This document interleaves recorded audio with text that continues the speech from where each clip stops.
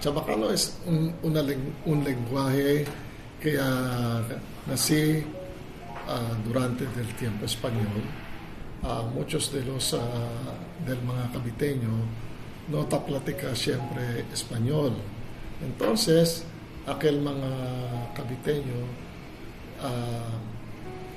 porque quiere comunicar en español para poder entender más españoles, ¿no? Y así el chabacano mezclado de Tagalog y de español, ¿no? Me parece que el mga españoles entendí naman aquel chabacano, más que tiene palabra na Tagalog, ¿no? So, en Cavite tiene tres clases de chabacano: el chabacano del Cavite Puerto, el chabacano de San Roque y el chabacano de Caridad. El chabacano del Cavite Puerto es más cerca del español, porque hay muchos españoles en Cavite Puerto. So, aquel lengua más semejante que español. Pero afuera, el pueblo de San Roque, porque antes tienen tres pueblos: Cavite Puerto, San Roque y Caridad. En San Roque tiene más palabra na Tagalog, porque tiene contact con aquel mga de tabisan iso, de afuera.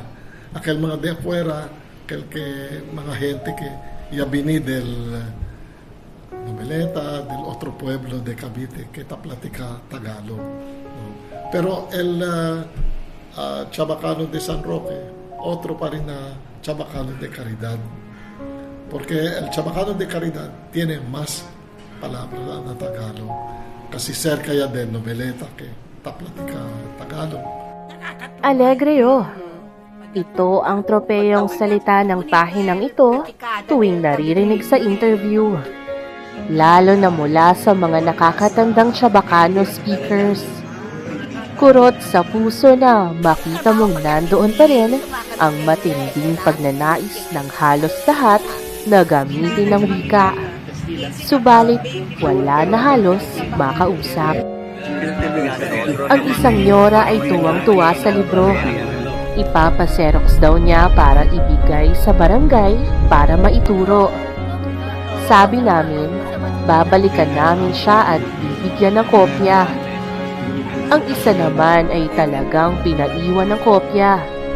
Ituturo niya raw ito pag dumating na ang kanyang mga apo.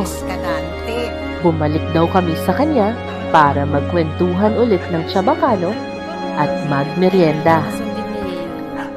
Dito mo marirealize, hindi papatay ang wika. Tahimik lang itong naghihintay.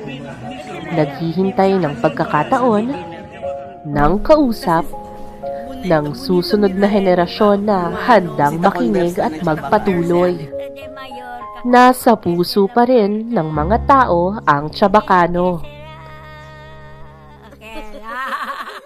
Ang kailangan na lang ay ang mga kamay na mag-aabot, mga boses na muling magsasalita, at mga taong hindi susuko sa pagpasa nito sa susunod na mga henerasyon.